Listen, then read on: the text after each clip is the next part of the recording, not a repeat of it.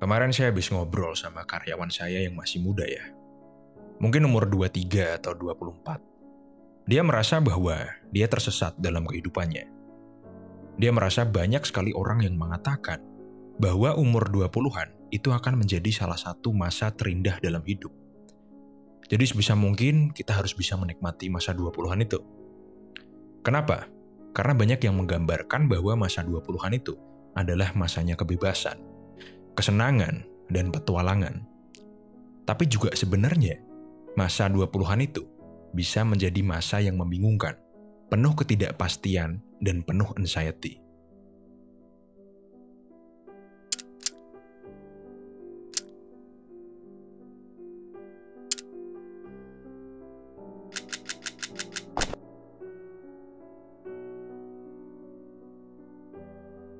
Karyawan saya ini, dia merasa tersesat dan merasa bahwa segala sesuatu di hidupnya ini penuh tekanan.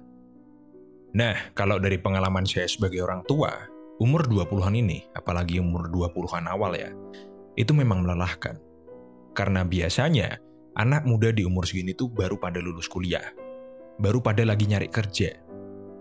Ya simpelnya, 20-an awal itu adalah masanya seseorang mulai dituntut untuk menjadi seorang dewasa yang mandiri. Lalu apa yang selalu datang ketika kita menjadi dewasa? Yap, tanggung jawab. Di usia awal 20-an ini, pasti kalian shock karena tiba-tiba tanggung jawab kalian banyak sekali. Yang padahal sebetulnya, menurut saya ya, umur 20-an awal ini seharusnya bisa jadi masa di mana kita mulai belajar untuk mengenal diri kita sendiri. Apa yang jadi passion kita, apa yang bikin kita bahagia, dan sebagainya. Nah, kalau proses mengenal diri kita itu sendiri dibarengi dengan banyak sekali tanggung jawab, ya berat dong. Apalagi kalau kalian berada di lingkungan yang susah mengerti, yang suka menuntut, yang berekspektasi tinggi sama kamu, maka kamu akan dituntut untuk menentukan pilihan. Dan semua pilihan yang kita ambil di usia segitu, itu dampaknya bisa terasa sampai bertahun-tahun. Entah dampak positif maupun negatif. Jadi kayak anak muda di usia segitu itu merasa bahwa mereka sangat tertekan. Karena mereka harus membuat keputusan yang tepat. Nah, beruntungnya kalian di umur 20-an awal yang sudah bisa menemukan passion kalian, arah hidup kalian, tujuan hidup kalian. Kalian tinggal menekuni aja, apalagi kalau ada support dari lingkungan. Tapi itu saya rasa hanya terjadi di minoritas anak muda ya. Faktanya, mayoritas anak muda itu belum menemukan itu semua. Salah satunya ya, karyawan saya. Dia ini kerja sama saya, gajinya lumayan, di angka 8 jutaan di daerah Jakarta. Tapi dia nggak merasa bahwa kerja di bidang saya itu adalah jalan hidupnya. Dan dari sekian banyak bidang pekerjaan, dia belum menemukan satu pun yang ingin dia tekuni. Saya pun ngasih dia kebebasan. Ya udah, kamu tetap kerja di sini dulu. Nanti kalau kamu nemu jalan yang kamu mau, kamu bisa resign. Tapi selama kerja, kamu harus profesional ya. Oke, lanjut. Kenapa saya selalu menyarankan viewer saya untuk berhenti main medsos seperti Instagram, TikTok, dan sebagainya? Karena ketika kita melihat kehidupan orang lain di luar sana yang berpenghasilan ratusan juta, bisa keluar negeri, bisa traveling terus, dan menikmati hidup, itu hanya akan jadi tekanan bagimu. Apalagi kalian yang masih muda. Dan biasanya, ini bikin kalian membanding-bandingkan hidup kalian. Jadi saya sarankan untuk kalian ya, pastikan dulu kegelisahan kalian dalam menentukan jalan hidup ini itu memang karena keinginan mengikuti passion kalian, atau hanya rasa iri dari melihat hidup orang-orang lain. Nah, kalau kalian menemukan sesuatu yang ingin kalian kejar, contohnya ambisi ya. Saya tahu, memang berat untuk mulai mengejar ambisi. Karena ya, memang lebih enak kalau kita di zona nyaman, mengikuti arus dan hidup seperti orang normal. Tapi cobalah jalan dulu, atau bahkan merangkak dulu.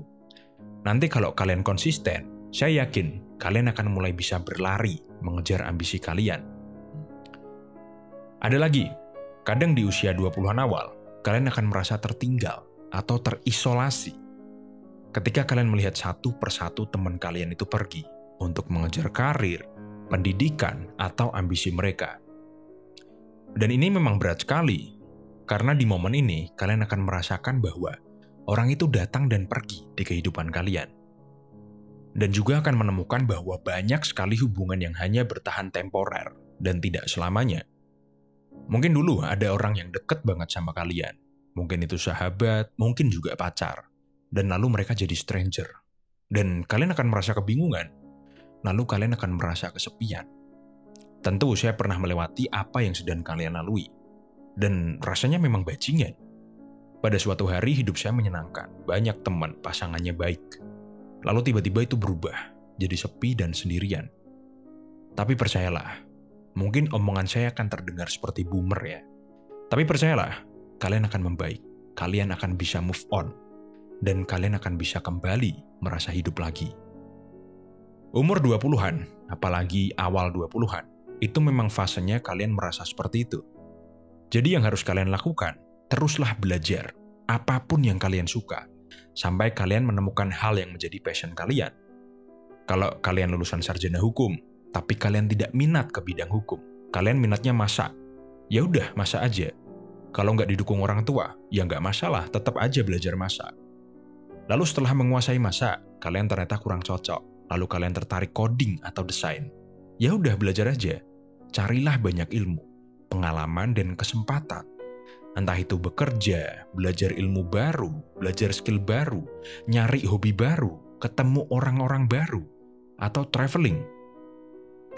Karena dengan setiap ilmu dan pengalaman yang kalian dapat, kalian bisa jauh mengenal diri kalian sendiri dan mengenal dunia.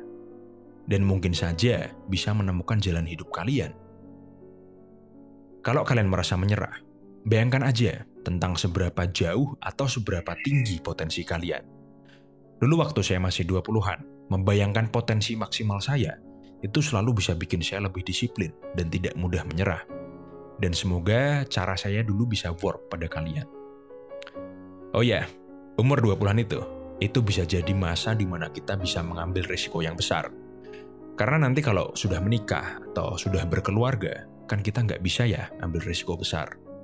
Jadi gunakan umur masa 20-an ini untuk menjadi lebih berani mengambil risiko. Kalian bisa berbisnis, belajar hal yang melenceng dari jurusan kuliah kalian. Kalian bisa juga ambil beasiswa LPDP buat S2 di luar negeri. Atau kalian yang belum kuliah bisa ambil beasiswa S1 di luar negeri. Berani aja.